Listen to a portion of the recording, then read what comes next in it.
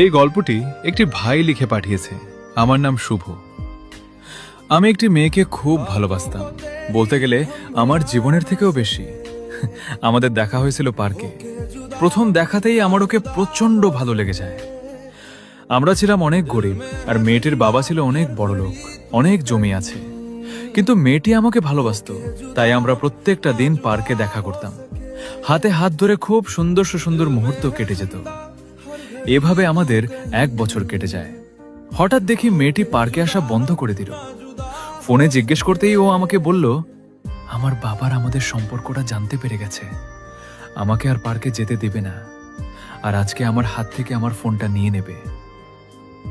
আমি কি করব বুঝতে পারছিলাম না। আমি আমার মাকে আমাদের ভালোবাসার কথা জানাই। মা রাজি হয়ে গিয়েছিল। তার পরের দিন ওদের বাড়িতে বিয়ের প্রস্তাব নিয়ে গেল।